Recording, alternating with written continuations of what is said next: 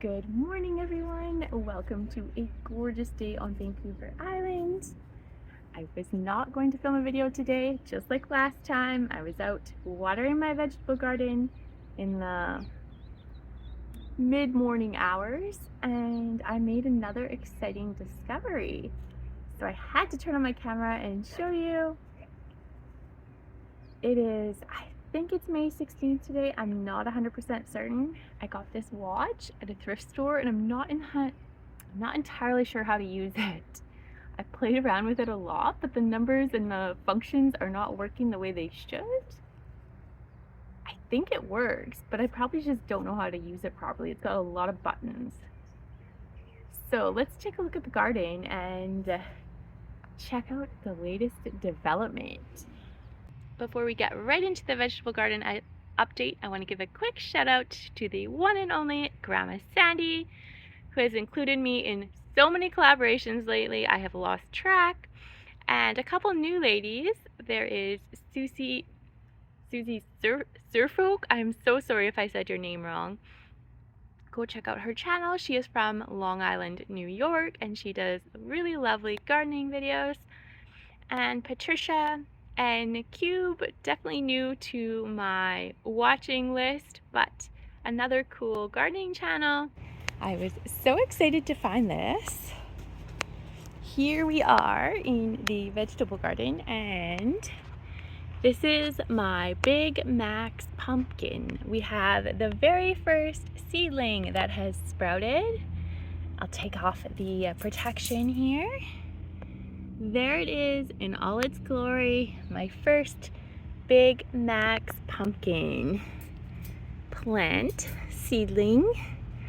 In case you're wondering what this is protection from my garden supervisor.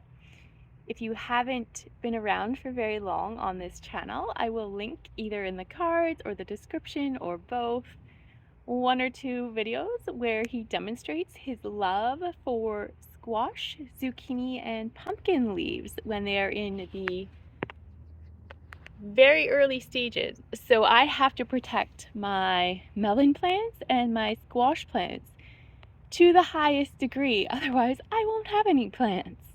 He loves to eat them. They're a delicacy to him. I just got distracted by my supervisor licking himself madly. He does have some behavioral problems with licking and eating himself, but I did some investigation and I figured out why he is licking himself. He got into my fertilizer, which I'm going to show you. It is non-toxic to dogs, but this is the first time he got it all over his hair. It doesn't have an odor, but I think that's why he was licking himself. So that explains a lot. In case you are new here, this season I am growing Mary's Heirloom seeds, the Big Max pumpkin, and Dill's Atlantic Giant to try to win the Growing the Biggest Pumpkin contest, as well as growing the biggest pumpkin in the world. That's pretty ambitious, but I'm going for it. I'm also attempting to grow the biggest watermelon for her contest and the biggest watermelon in the entire world, which is super ambitious, but we're giving it a try. So these are my watermelon seedlings. I introduced you last video. This is the Georgia rattlesnake watermelon, and these are all from Mary's Heirloom seeds. There was my first sprout, and I have many more. We have a second sprout, a third sprout, a fourth sprout, and a fifth and sixth sprout here. These are all being grown in a Dollarama greenhouse. Some nights I do cover it, and some nights I don't.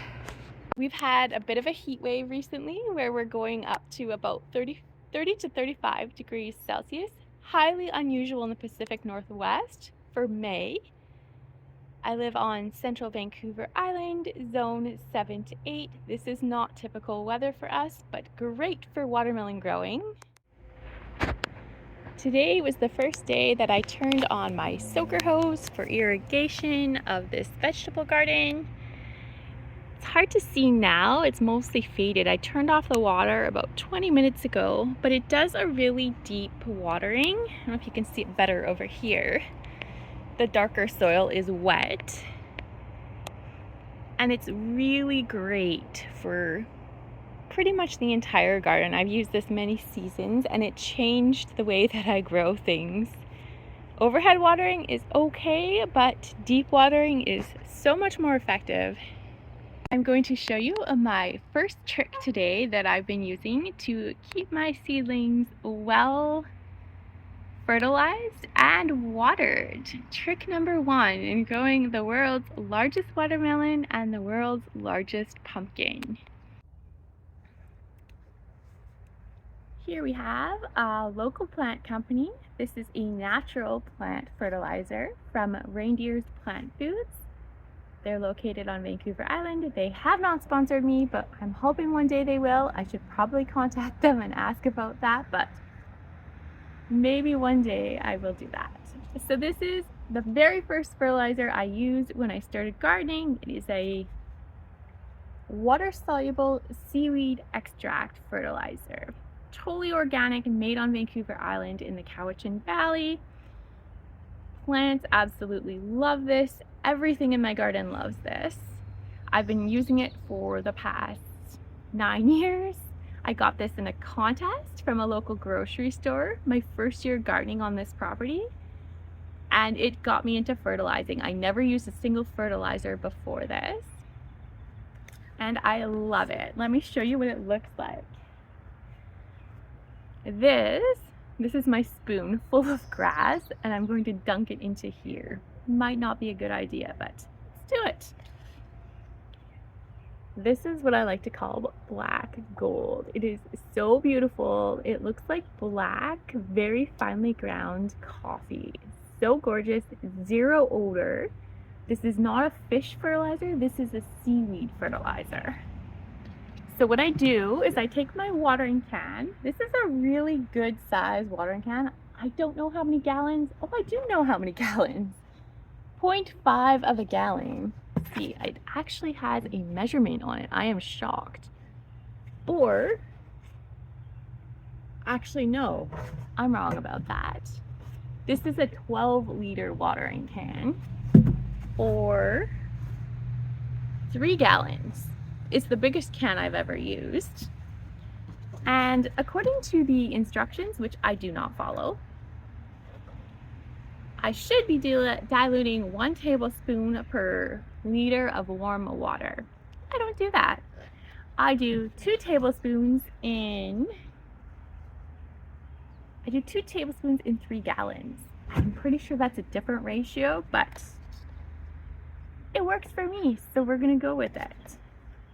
2 tablespoons, and then we fill up the can and give the plants a nice watering.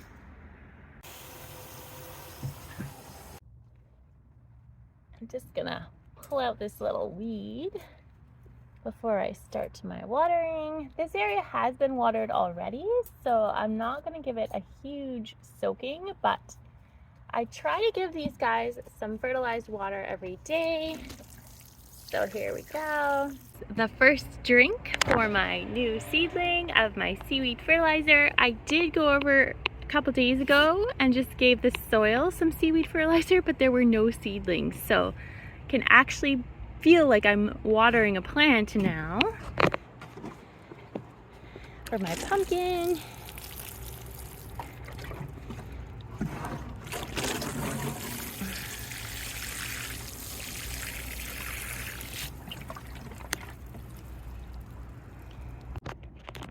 Now I'll show you a few more developments in the garden while we're here. Coming over this way, past our watermelon section. These are my Alpine strawberries that are in full bloom. They are absolutely delicious. If you've never heard of Alpine strawberries, at least the variety I grow is a yellowy white orangey color. Don't look like a normal strawberry. And they taste like cotton candy. They are amazing. I'll link some videos where you can learn more about these amazing strawberries in the description. And here are the bare root strawberries I planted earlier this season. Right in here are some of them. They're doing okay too. They are not blooming yet. There's a plant, I think these were called White Carolina, I want to say. Have to watch my video again, but I'm pretty sure, yeah, White Carolina strawberries. And I interplanted them with garlic and onions, kind of as a companion plant. I've heard strawberries do well with onions and garlic, so we will see how the season goes. I just spotted the first berries on them. So exciting. And let me show you the #1 weed that I deal with in my vegetable garden, which is the pain of my existence. This is a different version of bindweed. I don't know exactly the version. It's different than I've seen in my parents' old garden. Still some type of bindweed-like plant. Going to pull it, it will strangle everything around it. And I have a fair bit of it looks like. I'm gonna have to work on that later. And here is my columbine blooming. Last season I had it growing in the opposite corner of the garden, but we transplanted it when we redid the garden. And it's doing very well in its new corner. Quick look at the fig that is developing on my Chicago Hardy. I think it's the only one. I thought there were 2, but not sure if the other one turned into a leaf or what happened. And here we are beside the vegetable garden. These are the tomato plants that I had in my DIY tomato greenhouses. I moved them up here for ease of watering. This is how they're doing. I actually had 4, but one of them died when it was super hot out. It completely died. But that's okay. This particular one is just going bananas here.